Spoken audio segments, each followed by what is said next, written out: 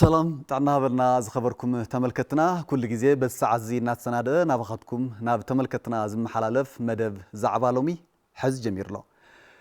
عمنا يلومي مدبنا مبل حمسان كلتن عمت مسرتا محبر تجارو سمين أمريكا ما تسعى مخنيات بمقبر مس أمرارحن أولاتن أمرارحن تا محبر صانحيت كنجبرينا أجايشنا عدمنا خيركم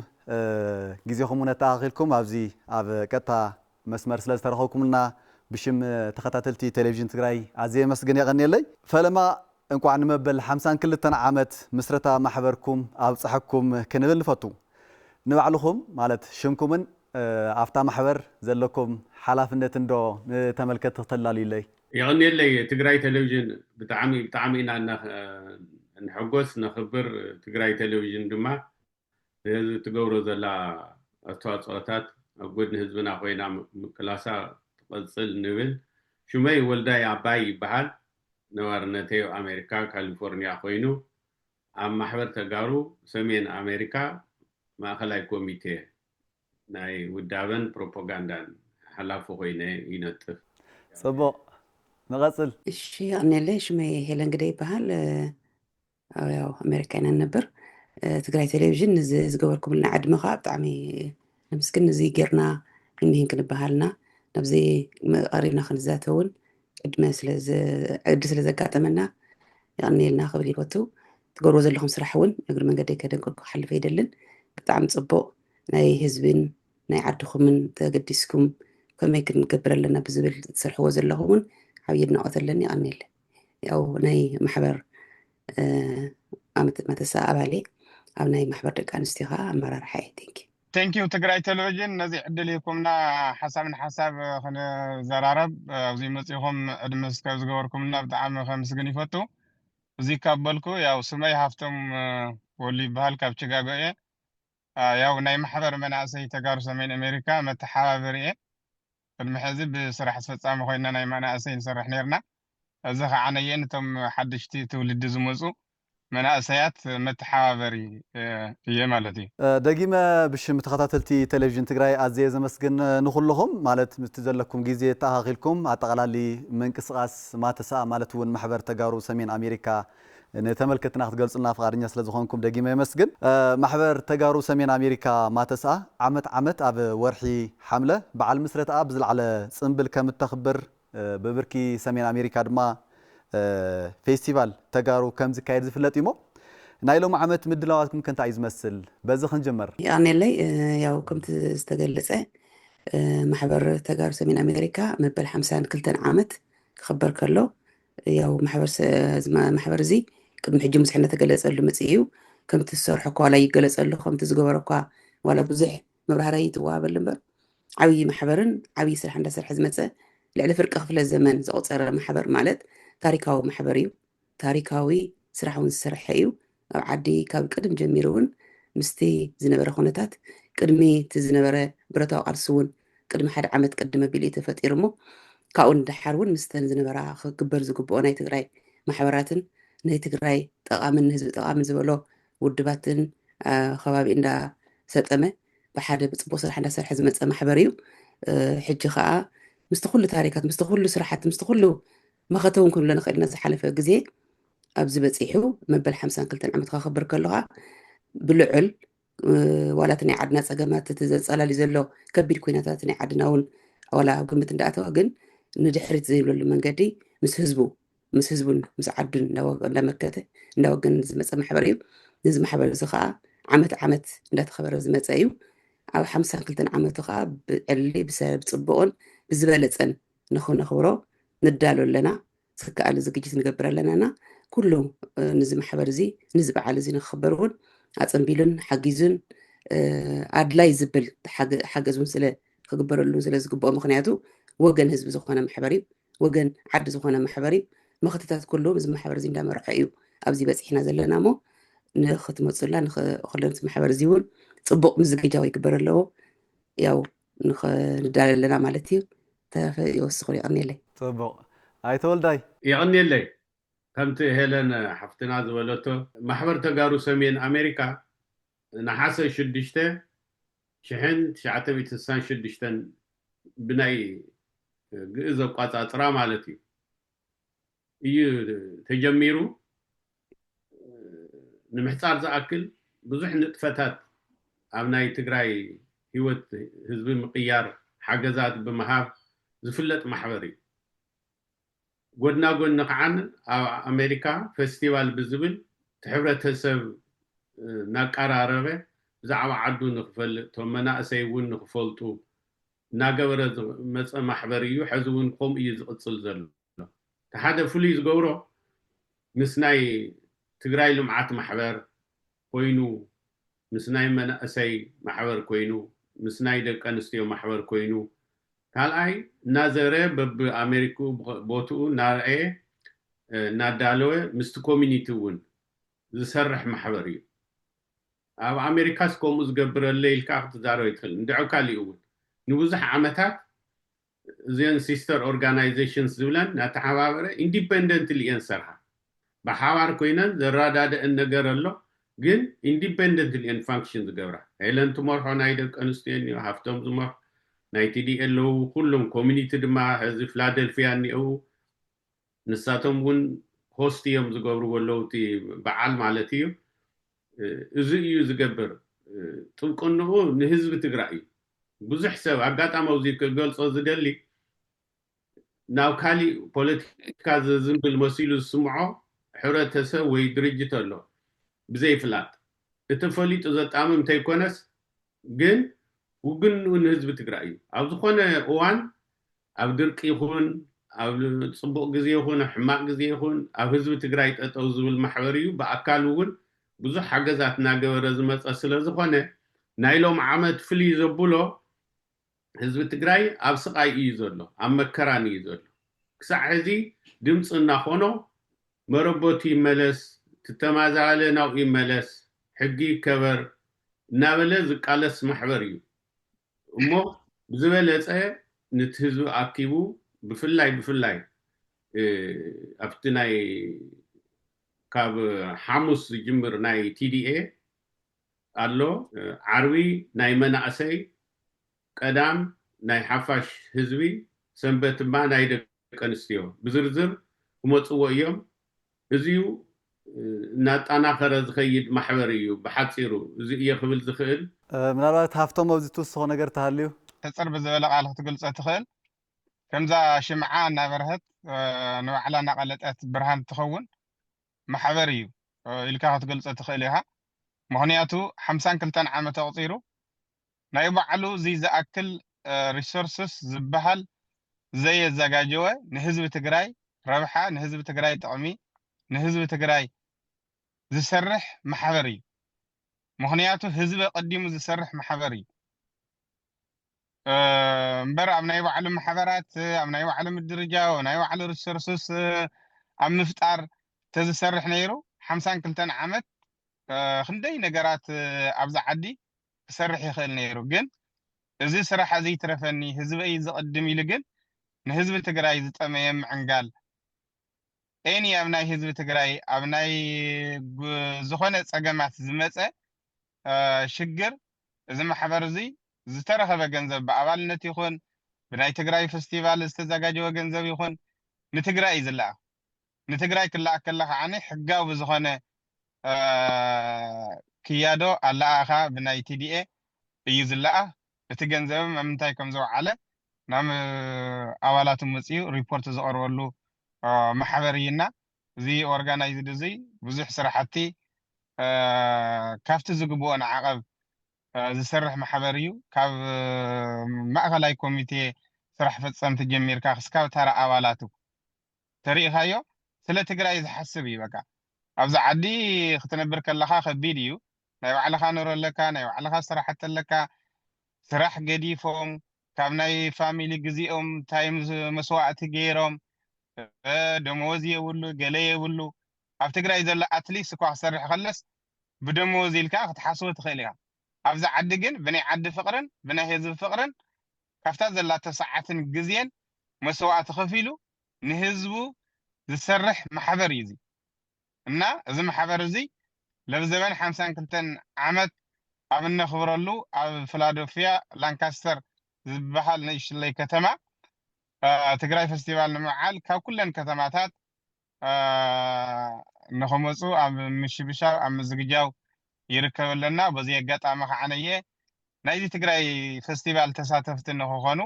ክላወ ይደሊ ማለት እዩ ትግራይ ፌስቲቫል ማለት ስኢልካ ብቐሊሉ ዝረአ ኣይኮነን ትግራይ ዝብል ንኩሉ ሓበራዊ ዝወከለ ትግራዋይነት ዝገልጽ እይና እዚ ሰሚዖም ኩሎም ናይ ፖለቲካ ፈላላይ ይኹን ብዝተፈላለየ መልክዑ ፈላላይ ተሃሊ እንኳን ኣብዚ ፌስቲቫል እዚ ተረኺቦም ስለናይ ዓዶም ዝዛተይሉን ስለናይ ዓዶም ይህንሚን ዝበሃሉን ሓሳብን ሓሳብ ንቃየረሉን ግዜ ኢና ኣብዚ ኣጋጣሚ ናይ ኩላትና ተሳትፎ ንክኸውን ክላወ ዝደሊ ይቕኒየለይ ክብረት ይሃበለ ከምቲ ዝተጠቐሰ ማተሰኣ ምስ ምጅማር ብረታዊ ቃልሲ ህዝቢ ትግራይ ቅድሚ ሓደ ዓመት ዝተመስረተት ዝተጣየሸት ማሕበር እያ እዛ ማሕበር ምስ ቃልሲ ህዝቢ ትግራይ እውን ከምቲ ቅድም ኢሉ ንምጥቃስ ዝተፈተነ ፍሉይ ምትእስሳር ዘለዋ ማሕበር እውን እያ ውዳበ እውን እያ ኣብ ትግራይ ኣብ ዘጋጥሙ ፈተንቲ መድረኻት እውን ኣብ ቅድሚት ትስለፍ ማሕበር እውን እያ ከምቲ ኩላትኩም ዝጠቐስኩም እሞ እዚ ጥራይ kun ኣይኮነን ኣብኡ ኮይንካ ብዝግበር ምንቅስቃስ እውን ጥራይ ዘይኮነ ነቲ ናይ ህዝባዊ ቃልሲ ናብ ቃልሲ ብምንፅምባር እውን እስካብ ናይ ህይወት መስዋዕቲ ዝተኸፈለሉ ታሽሙን ስለ ዘሎ ምጥቃስ ንኽእና ንካሕሳይ በዛብ እኒ ፀጉ በላይን እውን ናይ ህይወት መስዋዕቲ እስካብ ምኽፋል ዝወፅሑ ማለት እዩ ናብ ቃልሲ ተፀምቢሮም ነቲ ቃልሲ ንቅድሚቶም ምውሳድ ርኡይ ምንቅስቃስ ዝነበራ ዘለዋን ንቅድሚት እውን ዝህልዋ ማሕበር እውን ስለ ዝኾነት ብዙሓት ኣበርክቶታት እናገበረት ዝመፀት ሕዚ እውን ትገብር ዘላ ማሕበር ስለ ዝኾነት ማለት እዩ መበል 52 ዓመት በዓል ምስረታ ማሕበርኩም ህዝቢ ትግራይ ኣብ ፈታን መድረኽ ኣብ ዘለሉ ኩነታት ኮይኑ እዩ ዝኽበር ዘሎ እሞ ነዚ ፈታን መድረኽ በዲኻ ብዓወት ኣብ ምዝዛም እንታይ ዝሓዝኩሞ መደባት ኣለዉ እስኪ ኣብዚኻ ምናልባት ኣይተወልዳይ ፅቡቅ ንሕና እቲ ቀንዲ መቃለሲና ምስቲ ህዝቢ ኮይና ህዝቢ ትግራይ ዝሓቶ እዩ ሕዚ ብፅሑፍ መልክዕ ንዓለም ዓበይቲ ትካላት ከም ዩናይትድ ኔሽንስ ዩሮፒያን ዩኒየን ንኣሜሪካ ኩሉ ዘጠቃለለ ንኣፍሪካ ዩኒየን እውን እንታይ ቀረ ዳርጋ ጠቕላላስ ካብ 25 ንላዕሊ መግለፅታት ተውፂና ኢና ብቲ ማሕበር ሽም ሕዚ እንብለን ድማ ናይ ፕሪቶሪያ ውዕል ይተግበር ዝብል እዩ ንሳቶም ዝቀረፅዎ ዝኣመኑሉ ይተግበር ዘይተተግበረ ምዃኑ ይፈልጡ እዮም ይተግበር ህዝብና ይመለስ ናብ መረበቱ ይመለስ ኣብኡ ዝተደረኸ ምንቅስቃስ ንገብር ኢና ቅድሚ ኣብቲ ፅንተት እዋን ዝነበረ ናይ ዳያስፖራ ተጋሩ ሓድነት ድማ ናብ ነበርናዮ ንክንምለስ ሆነ ኢሉ ብዲዛይን ዝፈረሰ ስለ ዝኾነ ተሰሪሕሉ እዩ ናብኡ ክምለስ ንኡ ንምግባር እውን ታሕቲ ካብ ኮሚኒቲ ንላዕሊ ጀሚርና ኢና ንቀሳቀስ ዘለና ምስቲ ሕብረተሰብ ማለት እዩ ሓደ ኣካል ናይቲ ቃልሲ እውን እዚ ፌስቲቫል እዚ እዩ ኣብቲ ፌስቲቫል ብፍላይ ንግሆ ቀዳም ፓነል ዲስካሽን ፍሉጣት ፖለቲከኛታት እውን ተይቀረዩ ዝሳተፍሉ ኣንፈት ዘቕምጡሉ መድረኽ ክህሉ እዩ ፓነል ዲስካሽን ካልኣይ ትፅቡቅነቱ ናይ ማተሰኣ ናይ ግድን በዚኣ ጥራይ ኪዱ ኢሉ ዘብል የኾነ ተፈላለየ ሓሳብ ኢንተርቴይን ዝገብር እዩ እዚኣ ጥራይ እያ ናተይ እሞ በዚኣ እንድሕር ዘይኣቲኹም ውፁእ ዝብልዎ ነገር የለን ዲሞክራሲያዊ ማሕበር እዩ ተፈላለየ ሓሳብ ይመፅእ ግን ኣብዝሓ ዝደገፎ እናተግበረ ዝኸድ እዩ ሕዚ መብዛሕትኡ ኣብ ምንታይ ኢና ተስማዕሚዕና እኒአና ናይ ህዝቢ ትግራይ ሕቶ እንታይ እዩ እዋናዊ ሕቶ መሬቱ ክምለስ ህዝቡ ክምለስ ናብ ፀለምቲ እኮ ተመሊሱ ነይሩ እዩ ተማዛበለ ግን ዝረኸቦ ፀገም ዝረኽቦ ዘሎ መከራ ስለ ዘርአናዮ ከምኡ ኢልካ ህዝብኻ ናብ ባርነት ኣይትመልሶ ዲኻ ስለዚ ቀንዲ ዕላማ እዚ እዩ ሕዚ ዲፕሎማሲ ኣድቮኬሲ ዝበሃል ጠጠው ዝበለ ትካል ኣሎ እሱ ዓብዪ ንጥፈት እዩ ዝግበር ናይ ማቴርያል ሓገዝ ይኹን ናይ ካልኦት ሓገዛት እውን ብግረ መንገዱ ኮታስ ነቲ ሕብረተሰብ እናንቀሳቀስና ምስኡ ኮይና ሓቢርና እናተንቀሳቀስና ምኻድ እዩ እቲ ዋና ከዓ ጥንካሬ ኣብ ውሽጢ ትግራይ ህዝቢ ትግራይ ብኣውርኡ እቲ መንግስቲ ትግራይ ናይ ሰራዊት ምክልኻል ናይ ትግራይ መጠናዊ ድጋፍ ዝወሃቦ እዩ ምክንያቱ ንህዝቢ ትግራይ ዝውግን ንህዝቢ ትግራይ ዝድግፍ ዝኾነ ድርጅት እዩ ሓደ ግዜ እንታይ ይገብሩ ማተሰኣ እናፈለጡ ኣፍሪስኩም ሓዙ ዝበሃሉሉ ግዜ እውን ኣሎ እዩ ሓደ ድርጅት ክልተ መልክዕኻ ተፍርሶ ወይ ሓደ ኣቲኻ መሲልካ ኣቲኻ ከም ዘይንቀሳቀስ ትገብሮ ተረምሶ ወይ ከዓነ ፊት ንፊት ትገጥሞ ሕዚ ንኩሉ ቻሌንጅ እናበደሀ ዝፈድ ዘሎ ማሕበር እዩ ስቑኢሉ ኩሉ ስሙዝ ኮይኑሉ እንተይኮነስ መዓት ፖለቲካዊ ቃልሲ እናገበረ እዩ ሕልኽላኽ እናሓለፈ እዩ ኣብዚ ወፂሑ ሕዚ ከዓነ ኣፍታ ውግንና ናይ ህዝቢ ጠጠው ስለ ዝበለ ህዝቢ ይዓስል ኣሎ እሞ ሕፅር ብዝበለ ማሕበር ተጋሩ ሰሜን ኣሜሪካ ቀንዲ ኮሚኒቲ ክጠናኸር ምክንያቱ ኮንቲኒቲ ክህልዎ እንተኮይኑስ ኮሚኒቲ ክህሉ ኣሎ ቆልዑ ክውለዱ ዓብዩ ክመሃሩ ኣለዎ ሰብ ነባራይ ይኾነ ሕዚ ኮሚኒቲታት ክፍጠራ ኣለወን ኢሉ ዘሕለፈ ውሳኔ ቀደም ብኡ መሰረት እየን ኣብ ኣሜሪካ ዘለዋ ኩለን ኮሚኒቲታት ተጣይሸን ዘለዋ ማሕበር ተጋሩ ሰሜን ኣሜሪካ ብቐጥታን ብተዘዋዋርን ጠጠው ዘበለን እየን ብሙልአን ድሓር ኣብኡ ምስ ኣተወ እቲ ሰብ ከመይ ይሪኦ ገለመ የቋናፅዎ ገለመለ ንሱ ንሕደጎ ናይ ፖለቲከኛታት እዩ ካሊእ ድልየት ዘለዎም ሰባት እዮም እምበር ምስ ኮሚኒቲ ኮይኑ ሓቢሩ ዝንቀሳቐስ ማሕበር እዩ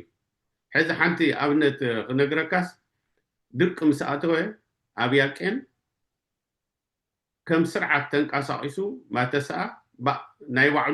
ባዕሉ ዘጠራቀሞ ገንዘብ ሂቡ ኣባላቱ ገይሩ ኣብ ኮሚኒቲ ቶፕ ተንቀሳቀስቲ ናይ ማተሰኣ ኣባላት እዮም ብናይ ያቄን ጥራይ ዝነግረካ ኣለኹ ውልቀ ኣባላት ከዓነ ኣብ 3 ግዜ እዮም ዝኸፍሉ ሓደ ንማሕበሮም ንዩትና ካልኣይ ምስቲ ሕብረተሰብ ሳልሳይ ከዓን ህፁፅ ምላሽ ንድርቂ ዝብል ድርጅት ኣሎ ኣብኡ እውን ንኸፍል ማለት እዩ ስለዚ ማተሰኣ ማለት ንህዝቢ ትግራይስ ጠጠው ዝበለ ማሕበር ኣብ ወፃኢ ዝርከብ ኢልካ ምቕማጥ ይከኣል እዩ ስለዚ ንዝህዝ ኣጋጢሙና ዘኒኦ ፅንተት ክንቀሳቀስ ኮይኑ ህዝቢ ክነቅሕ ከለዎ ሕፅር ኣቢለ ከቐምጣ ፕሮብለም ዲፊኒሽን ትፀገም እንታይ እዩ ኢልካ ተቐምጥ ካብኡ ንግዚኡ ዝግበር ፍታሕ ንሓዋሩ እንታይ እዩ ዝግበር ፍታሕ ኢልካ እንድሕሪ ኣቐሚጥካ ኣብዘን 3 እዚአን ትፀገም ተሪእኻዮስ ሕዚ ኣጋጢሙና ዝኒአ ፀገምስ ቅድሚ ሕዚ ዶ ነይሩ እንተኢልካ ስውእ እዩ ክንደይ ግዜ ሜይቢ 13 ግዜ ንትግራይ ህዝቢ ንምፅናት ዝተወጠነ ናይ ውሽጢ ዓድን ናይ ወፃእ እናተሓባበሩ ግዜ እናሓለዉ ኣብ ድርቂ ይኹን ኣብ አንበጣ ይኹን ኣብ ገለ ይኹን እናሓለዉ ዝመፀ ፅንተት ካብ 13 ንላዕሊ እዩ ኣብዚ ኣጋጣሚ እቶም ሂስቶሪያንስ እንታይ ክሰርሑ ከም ዘለዉ ንባዕሎም እውን ተዝሓስቡ ፅቡቅ እዩ ብኣካል ዝፈልጦ የለን ስለዚ ተወደበ ሓይሊ ናይ ኢትዮጵያ ልሂቅ ውሽጢ ፀላእ እኒአና ብስውር ዝሰርሕ ምስ መን ኮይኑ ምስ ፀላእ ክሳዕ ኣበይ ይኸይድ ክሳዕ ትመሓውር ናይ ተዓዲ ይሕዝ ማለት እዩ ሃይለ ስላሴ ምስ እንግሊዝ ካብ የመን እናመፃ ደኩዕናና መንግስቲ ሃይለማርያም ዝኣኽሎ ምስ ሶቪየት ዩኒየን ኮይኑ ዘኒአ ድማ ምስ ዘይኮነ ከመን ኣሎ ከጥፈአና ዝተሃንደደ እዩ ማለት እዩ ከምዚ ዓይነት ፀገም ስለ ዘለዎ እቲ ህዝቢ ትግራይ ከመይ ገይሩ እዩ ካብዚ ፀገም እዚ ክወፅእ ዝብል ኣፅኒዑ ሰኒዱ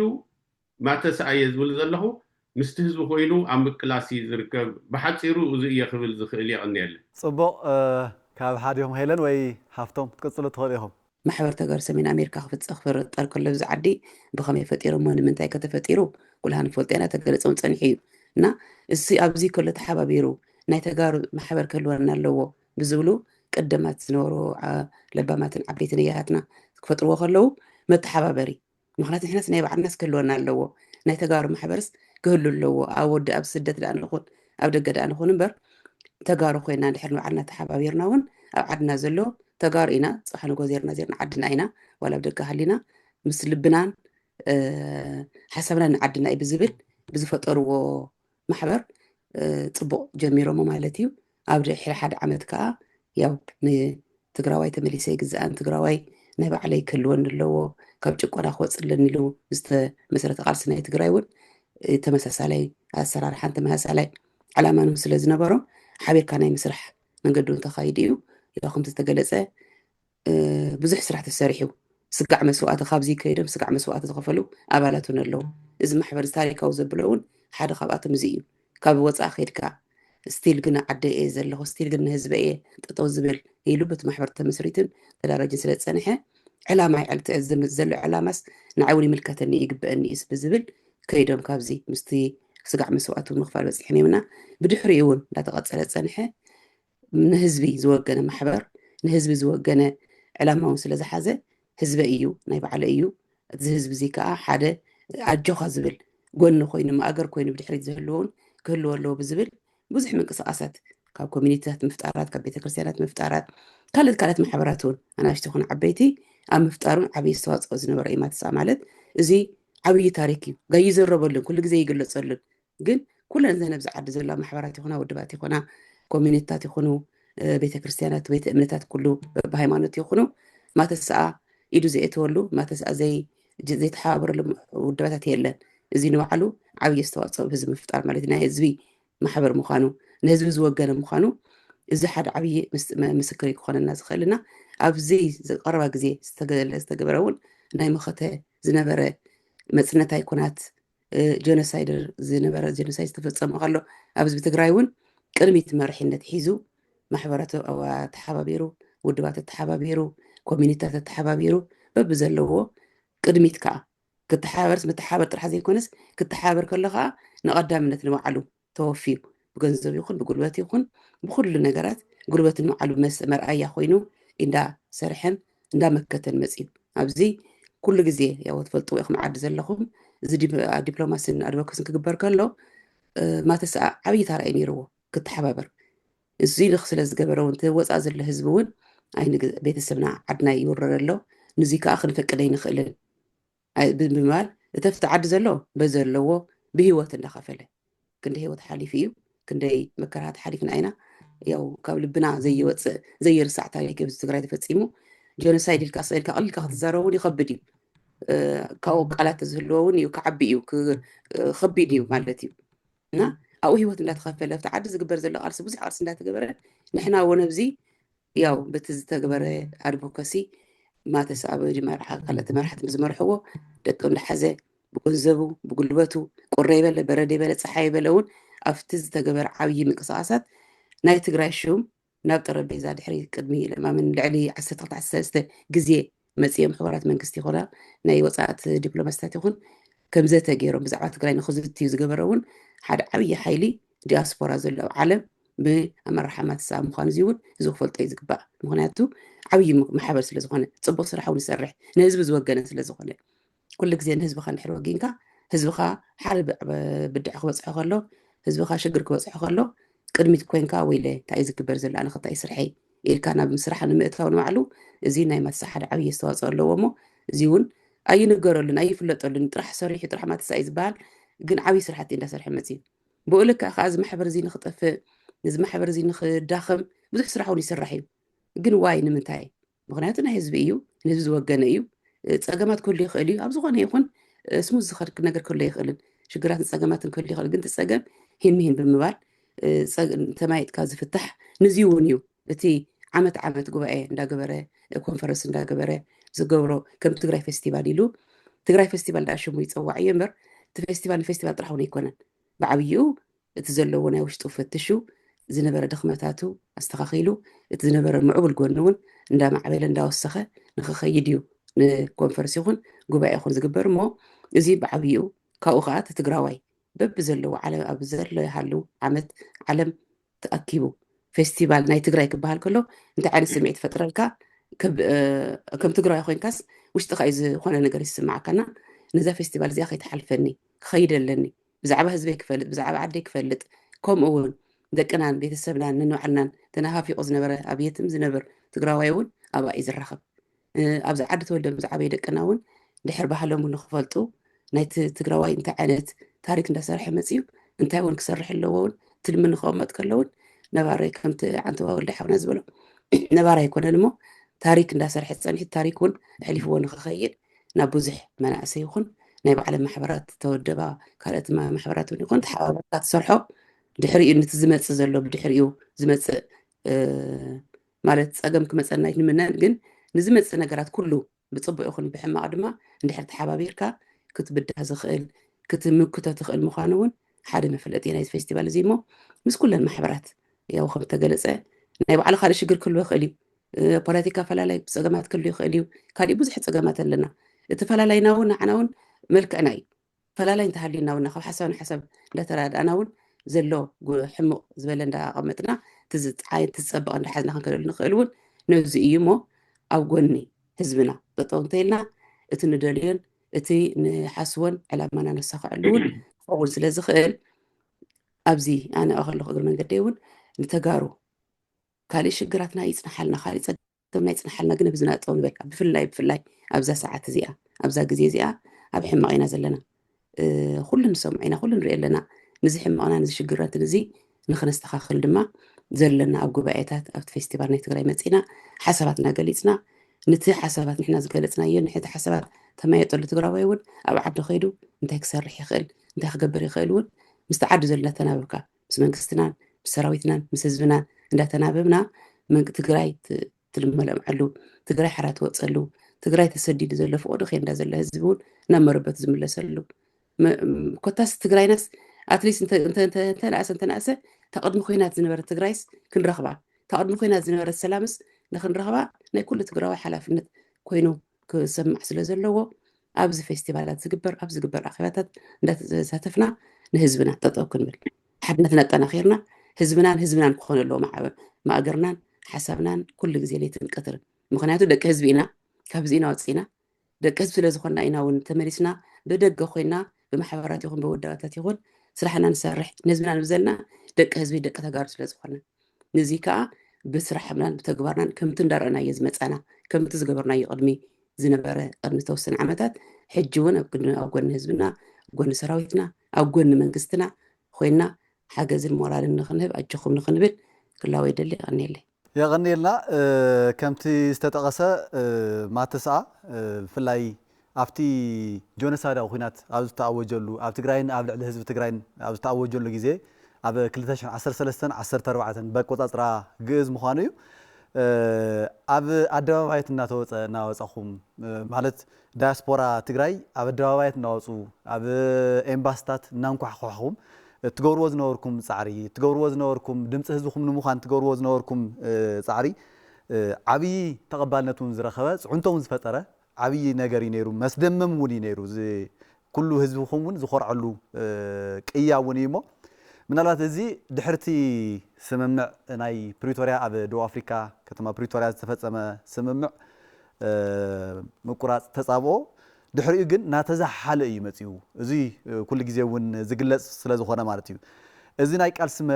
منفس زون نزي ماليسو حزون هزونا أفتوس قاي أفت مكر أيزر له حزون حلواتو ترجعس الله يكونن دحنتو يترجعس أن نعم ربطي تملسن زخلو مكران سقاين علو يزر لمو زي تزنبرة أفتي كلتاشن 10 4 عام تمر زنبرة نايك أرسي منفس نايك أرسي ون حزون كملس عبتي سعنتم مفتار دمت هزوكم مخان حزخه تايز تحسب نجار اللون تايز حاسكم مدبات كلو زيسكي هافتم صبح حسب صبح حتى العيل كلها يا وفتي خلتشحن 10 كلتشحن 10 4 زنبره حد تقراوي امباسادر ناي تقراي كوين صريحيو بتي صببان بتي صقماتن زنبره بتي نفاس قري بتي سنو وقتات زنبره كافتي زقبأنا عقب كافتي على جنبار زكواشة حزنة جينا تقراوي عاوزي خوينم بحسابن تويت بمقبارن دمس عدنا يمخانن كله كاب مناسة جميركا كسكا زلعلو آياتاتنا بزح صراحة تصريح ميم بزح صراحة 5 تصرحو زي كله جلس زخانة رديت زلوا تقراوي أبز خاو دحرة قصيلة عنيه بتناي تجراي كونتات زتفترة بتناي تجراي بوليتيكاو زنبرة شجر زتفترة كونتات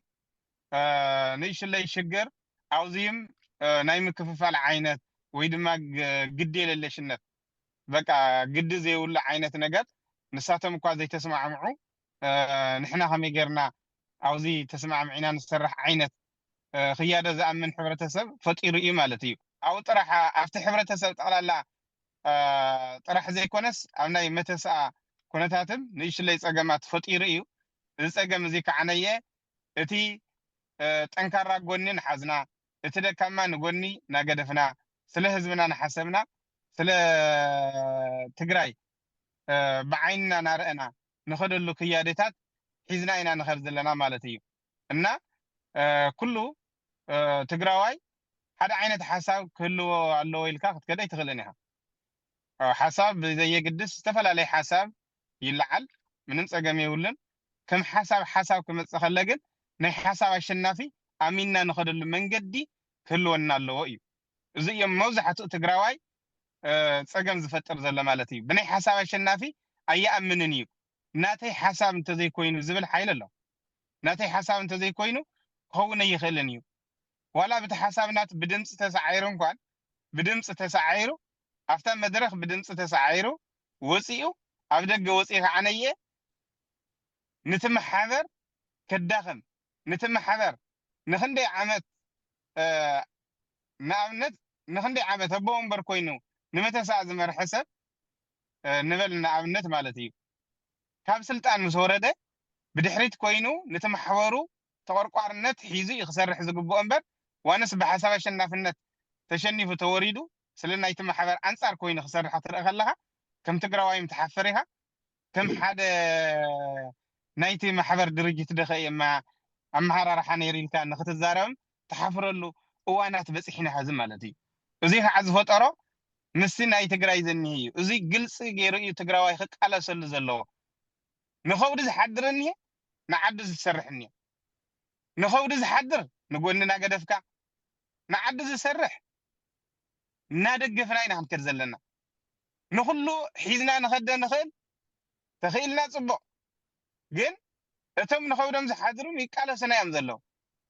يقال سنا يمزلو سبات يبلاشو يمزلو مناسي يبلاشو يمزلو او تيك توكرات انت عين الزررو كم كاير زلو لمو انا تلعيل زني زميچا هاوز تبقسي زي السرار عنيه كل تقراواي حد وطاتي هون كله كقال سي زلو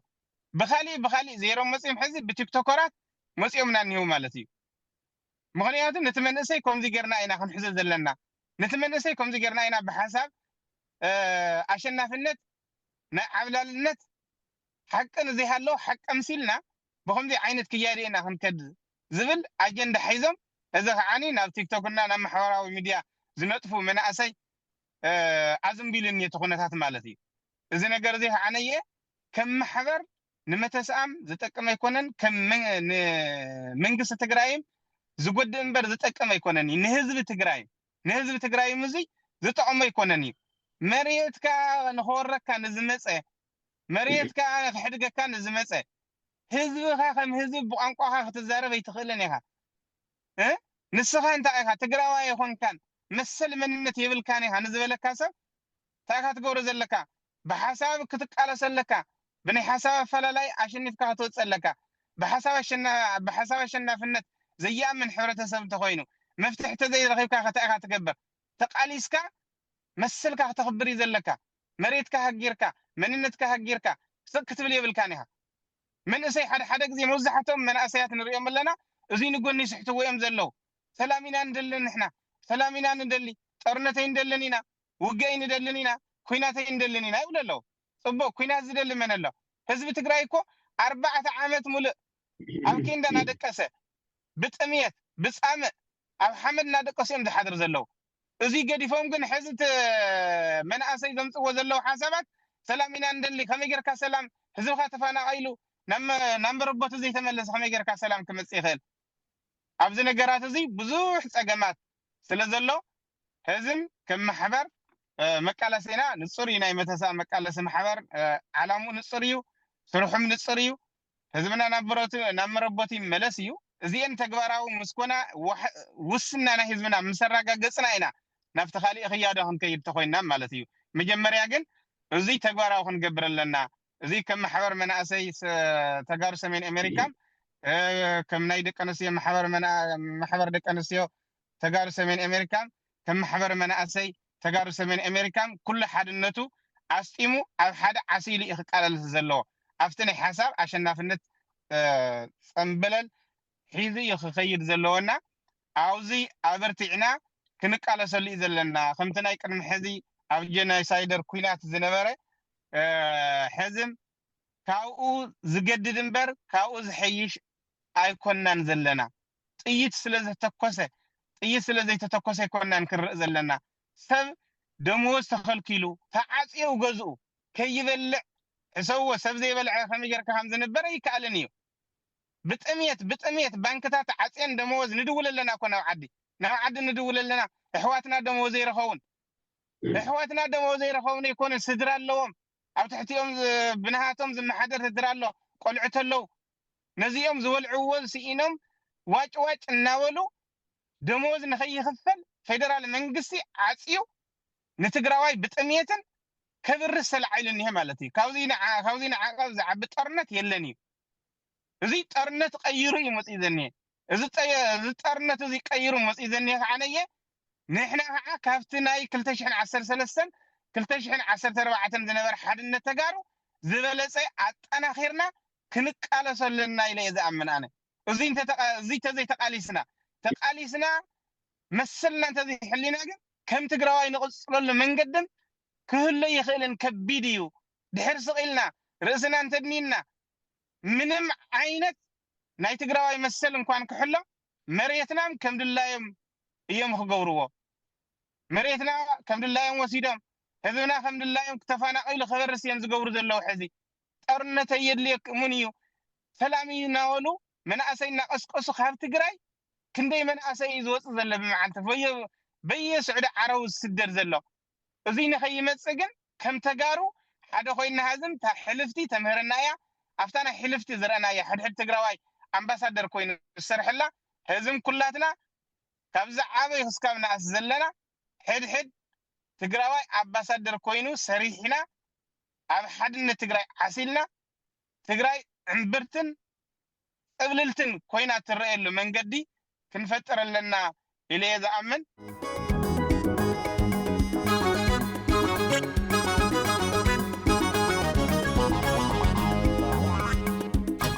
ኣይተወልዳ እዚ ዝውስኽዎ ነገር ተሃልዩ ኣነ እንታይ እየ ክውስኽ ጥቕልል ብዝበለ ጠንቅን ሳዕብየንን ጠንቂ ሩትኮ ዝብልዎ ማለት እዩ ዋና መንስኢ ፀገም ሳዕብየን ከዓ ዘጋጠመና ፀገማት ከመይ ጌርና ንፈትሖ እዩ ሕዚ ናይ ተጋሩ ፀገም ጠንቅን ሳዕብየንን ክንሪኦ ኣለና ማተሰኣ ጠንቅን ሳዕብየንን ሪኡ እዩ ዝግምግም ሕዚ ኣብቲ ጠንቂ እንታይ ዓይነት ቃልስን ኣንፈት ንክተል ኣብቲ ሳዕብየን ከዓ እንታይ ንገብር ኣብ ዝብል ኢና ንርኢ ብሓፈሽኡ ሕዚ እታ ሕፅረ በለ ዝጀመርክዎ ዓንተዎ ኣብቲ ጠንቂ እዩ እኒኦ ዘይተረድኦ ሕብረተሰብ እኒኦ ኣብቲ ኮንስኮንስ ጥራይ ዝድረኽ ንግዚኡ እኒኦ እቲ ጠንቂ ሂስቶሪካል ዋላ እንትኾነ ንድሕሪት ተመሊስና ላዕሊ ኢምፓየር ነርናስ ከመይ ጌርና ወሪድና እዚ ከዓነ ናይ ምንባር ህላወ ስኢና ኢልካ እንድሕር ከይድካ ርሑቕ ተይከድና 1885 ተጀሚርና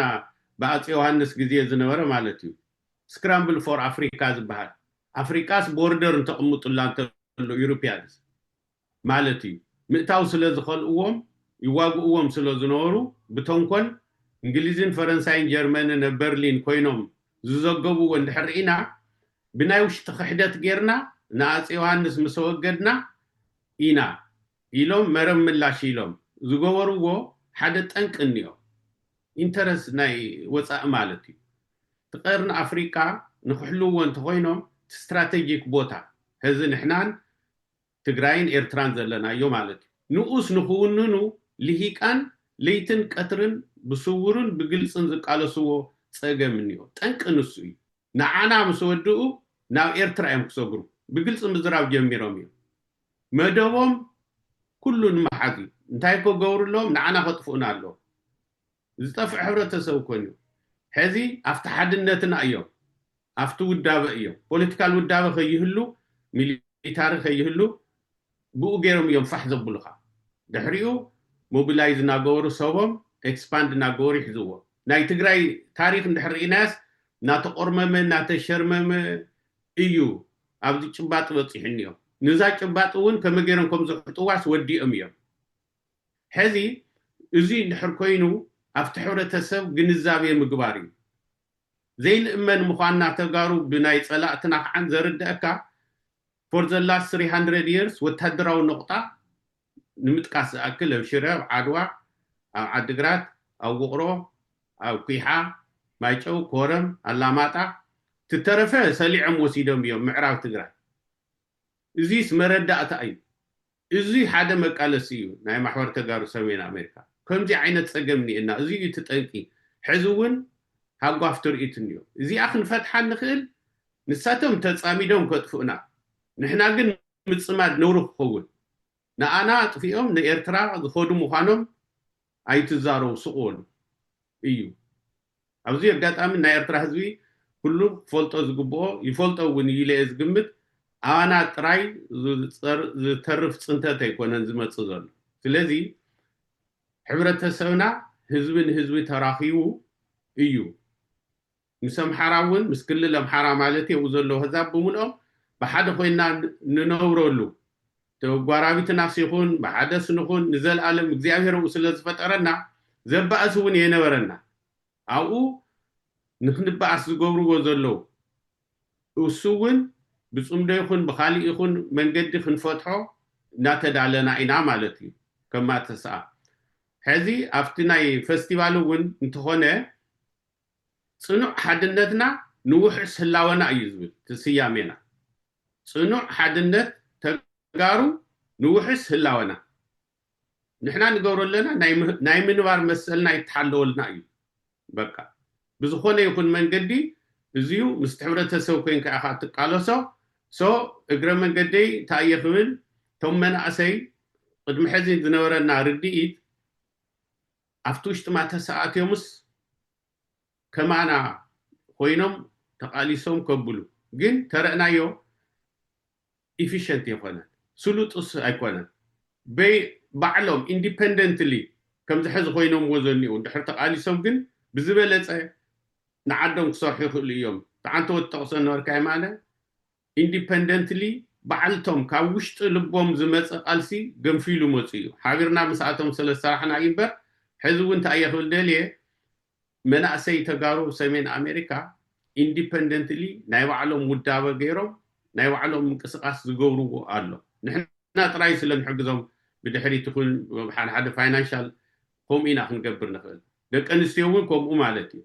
ሕዚ ኣብቲ ማተሰኣ ኣብቲ ፌስቲቫል ሶኒ ሶሉስ ረውዕ ናይ ውሽጡ ፀገማቱ ሪኡ ጠንኪሩ ዝወፀሉ ገምጊሙ ሓደሽቲ መራሕቲ መሪፁ ዝወፀሉ እዩ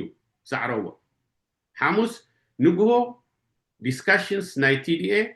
መወዳእታ መዛዘሚ ምስ ተሃድስኡ ርእሱ ዝኸኣለ ናይ ትግራይ ልምዓት ማሕበር እኒኤና ማለት እዩ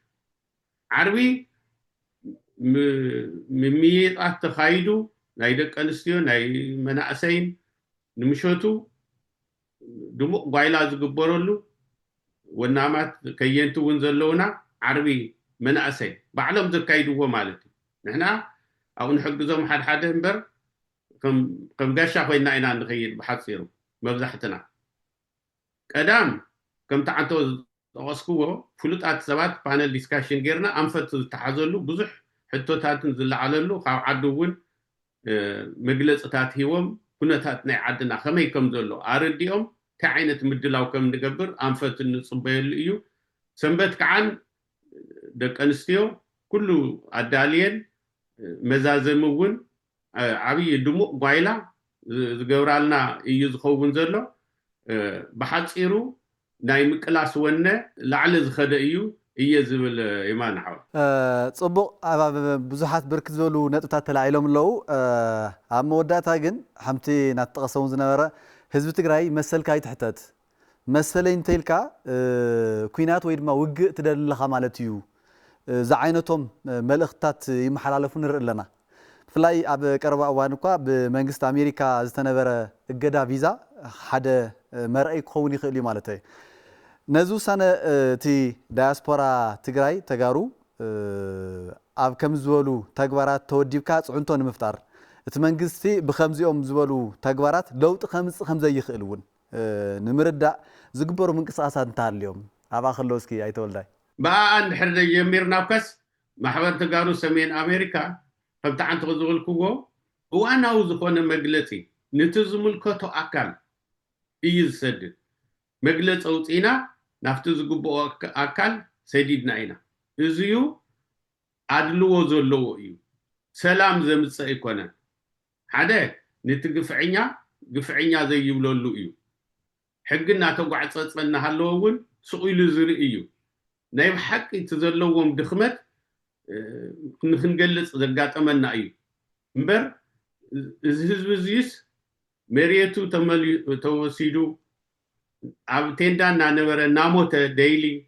تاز نبرة سرنايون تخليو بعلم متعرق قوينهم أبريتوريا زغور وحنت زي تغورت مخانا زفلت منجستي يقوم زوت زرلا إذا خمت قدم طليان تورنا انتلوس يونايتد نيشن نخلتي مساريا خيئتو إيلو نحنا ببيك نقطو كم عينة فردي نعخاتكم مون صبق يخونان سلام مون كم تسيخ إلن انترستكم مون يحلون إلنا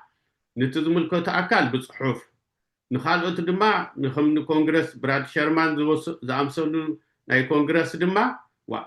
زي تريو واللهم تأيز قبر زلو بأمريكا شم انترستكم كحلو زي يخل تقوارون بلابين بقلن يحلف الله إلو بقلص مقلص زوت قلو مالتي يا أمريكا انترستس بصرح حلو يخل لكع زي كون تواهيلو وي ريفرس قورو ايوم وي ريوم كم زي رأيو خدق سوى ايوم مالتي بخوم عينة قالسي ام مقبار افتشاف خوم نقبرينا او تحت دما تن نايمة ختزلوا أروعة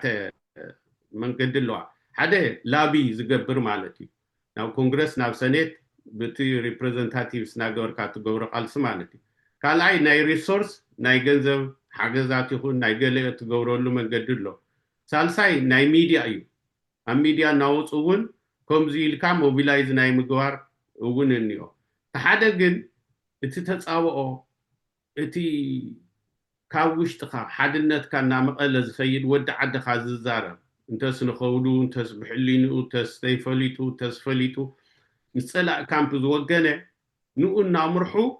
قدم حزو انت غيرون ديو نقول نامرحو زغورو بروباغاندا له فمزا هفتهم زغلصو زنغره مالتي نعو ام مكات دما بب خبابينا علت نغورو ام ردا فمزي استوحالس لكع يخونه نيلنا سلازا وربعته تمقلنا اينا نسرح أبناي لابي أبناي ريسورس أبناي ميديا مسهزو خادمان دا تراخو كام مسرح يزي إنا نسرح جن حانتي ناي challenge ناي ما تسعى زنيا ما تسعى اندحر عتيخا فريسكا أخا تحزات تخيل إلهم أوشتي سكسيقوم أتيهم بزح نقيت سرح زغورو يلون مالت يهون محصر زبلس تقالسس سقيمو نخيديو توانا جن صنع حدنتنا ناي تقارو نهلاوي هلاو وحسنتنا يا وحسنت اسكنركب لنا ناي منبار مسلنا يزول يغنيل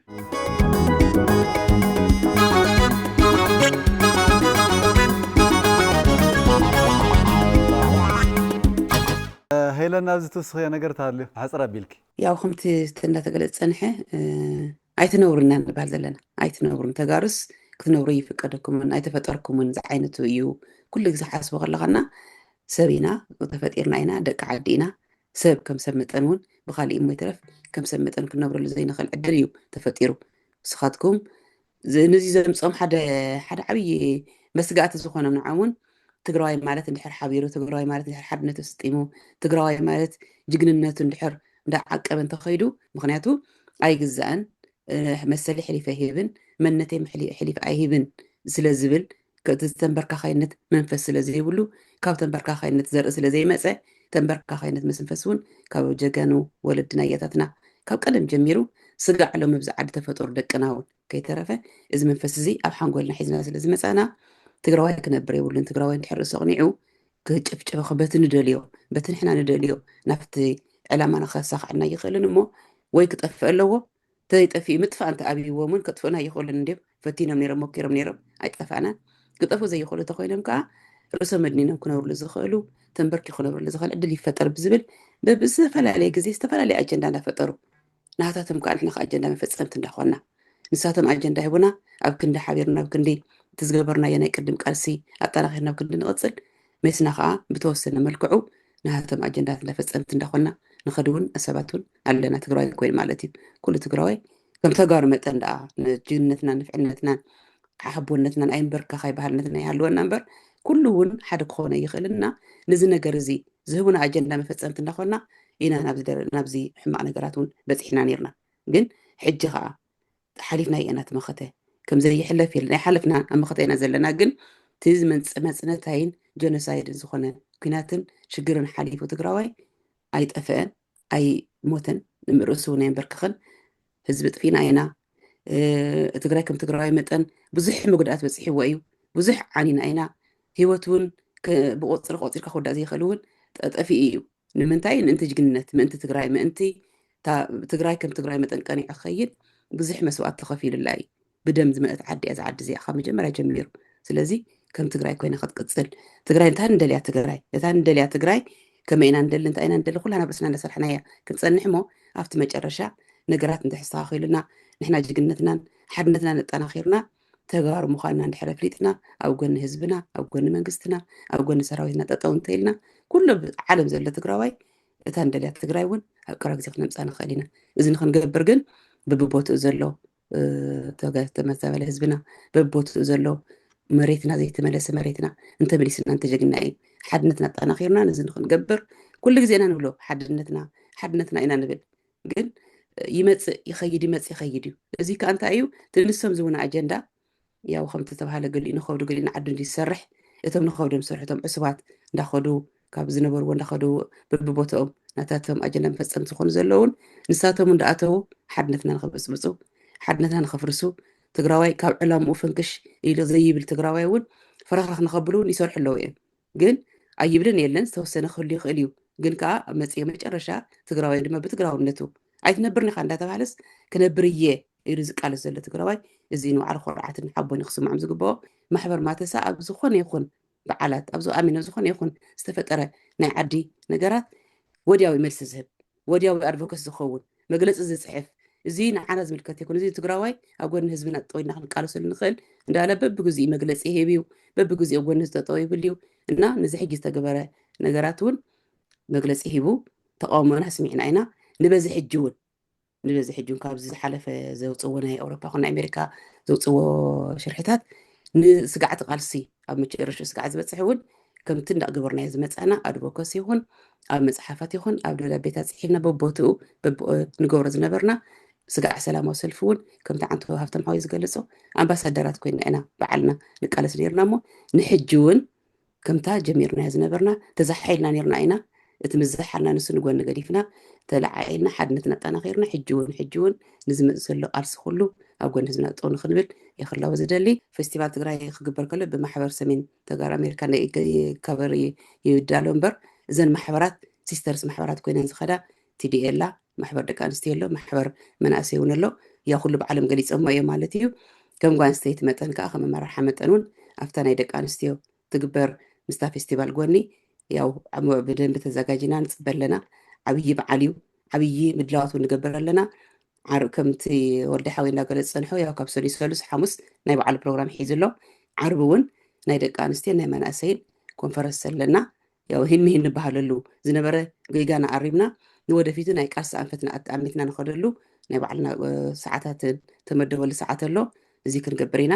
ካብኡ ብተቐዳም ምስ ሓለፈ ናይ ጠቕላላ ናይ ማተሳ ምስ ሓለፈ ሰንበት ከዓ ያው ነታ ናይ ባዕለይ መትኪረ ክገልፅ ስለ ዝደለኹ እየ ሰንበት ከዓ ናይ ደቂ ኣንስትዮ ዝግበራት ዝግጃታት ኣሎ ከም ደቂ ኣንስትዮ መጠን ማለት ኩሉ ግዜ ይግለፅ እዩ ናይ ደቂ ኣንስትዮ باكبون ناي تقالسي باكبون ناي حزب مخانا زي كفلتون يقبونا ايون مخان سلازي امانلو ابزنا يدك انستي بعالون كم نايدك انستي متن مع عنبيون تصبيقون بدنبن حليفون نتمزا بعال مزازمون سلازغونه اغر منقدي كلكم بزلكم نزب بعال زي بعالنا ايو نزن حواتنا ون حبو إنا نخون إحنا ونمس خاتكم حبو غينكم إذا بعدنا دميقنا نتحلفوا كلكم أبزي خلق عد ميدلي كلاوي دلي أنيلي عوي بعالك نحلفينا كنحقوسينا تصبق نزجيتو نقبر لنا نزا فيستيفال زي دميقنا خحلف كله زلة تقراوايون حيلن كوينو مقالس أنفتنا ونأمتلون سلازغونه أو قلن هزبنا وقلن تقراينا تطويلنا نحلفوا أرسون سلازغونه كل سنة خمس سلاوي دلي كم دكان سيمتن عبي بعلى لنا سنبت كي ترفو بزح مزجيجات لنا أيو بزح سابرايزات كلنا أيو بزحات نقرات بلان حزنا نسبيكم لنا نخلخن أمزيك قدم يدلي أنا يلي هافتم موداتا أو خلها ملخ تهون تعال كاتحلف ያው እቲ ዋና ዓንዲ ሕቆ ኮይኑ ዝመርሐና ዘሎ ማሕበር መተስኣንዲ ነዚ ትግራይ ፌስቲቫል ኮነ ንማሕበር መናእሰይ ኮነ ንደቂ ኣንስትዮ ኮነ ዓንዲ ሕቆ ኮይኑ ብወናነት ዓመት መሪሕ ኮይኑ እጃም ሒዙ ዝጫወት ዘሎ ማሕበር መተስኣ እዩ እዚ ማሕበር መተስኣ ብዙሕ ውዳበታት ኣብ ኖርዝ ኣሜሪካ ምሂሩ እዩ ኣብ ናይ ኮሚኒታት ኣብ ናይ ኩሉ ኣብቲ ውዳበ ኣብቲ ምጥርናፍ ዓብዪ ታሪኻዊ ዝኾነ ማሕበር ስራሕቲ ሰሪሕ እዩ እዚ ከዓ ኣብዚ ናይ ሕዚ ምድላዋት ዝካየድ ዘሎ ናይ ትግራይ ፌስቲቫል ኦር ናይ ማሕበር መናእሰይ ተጋሩ ሰሜን ኣሜሪካ ናይ ደቂ ኣንስትዮን ከምኡ ናይ መተስኣም ከምኡ ታናይና ምሸት ትካየደላ ዓርቢ እያ መናእሰያት ጥራሕ ንባህላዊ ንሳዕስዒት ነቲ ሸው ይኮናን ክንርከብ ዘለናኡ ጉባኤ ኣለዉ መፂኹም ኣብኡ ኩልኩም መናእሰያት ስለ ናይ ዓድና ይምልከተና እዩ ሓላፍነት ኣለና ኣምባሳደር ኮይና ክንሰርሕ ኢና እትብሉ መናእሰያት መፂኹም መራሕትኩም ትመርፅሉ ንባዕልኩም ትምረፅሉ ኩነታት ዕድል ዝፈጠረ ስለ ዝኾነ ኣብዚ ታሪኻዊ ዕለት ናይ ትግራይ ፌስቲቫል ዝካየድ ዘሎ መፂኹም ተሳትፎ ንክትገብሩ በዚ ኣጋጣሚ ክላወይ ይደሊ እየ እና እዚ ካበልኩ መተስኣ ዓንተቦም ይለየ እየ እዝም ደጊመ ክብሎ ብዙሕ ስራሕቲ ይሰርሕ ዘሎ እዚ ብዙሕ ስራሕቲ ግን እቲ ክረዲት ዝወስዶ ካሊእ ኣካል ክረዲት ዝወስዶ ናይ መተስኣ እቲ ዋና ስራሕ ዝሰርሖ ግን መተስኣ ይሰርሖ ኣብ ሕድሕድ ናይ ኖርዝ ኣሜሪካ ዘለዋ ኮሚኒታት ብመንየን ተጣይሸን ተዝበሃል ብመተስኣ ውዳበ ብመተስኣ ጥርናፈ ዝተጀመረ ጅማሮ ከይዲ እዩ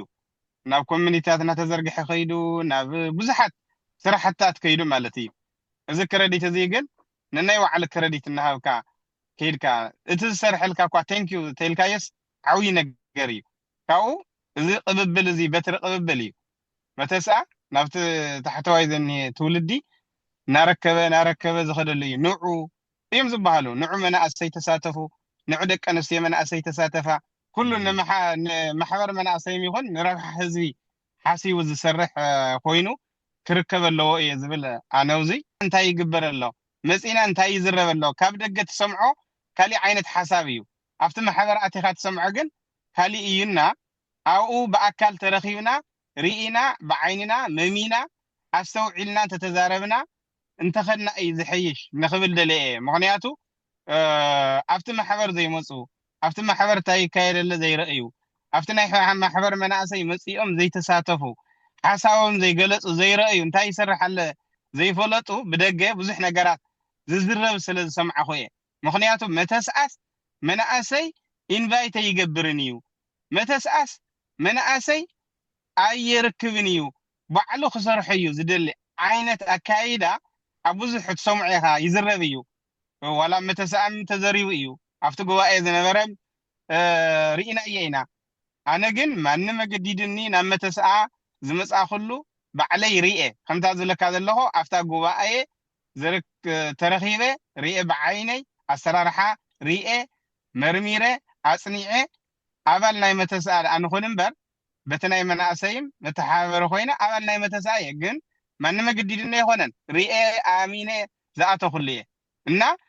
እዚ መናእሰይ ሕዝን ኣብዙ መጺኦም ክርእዩ ኣለዎም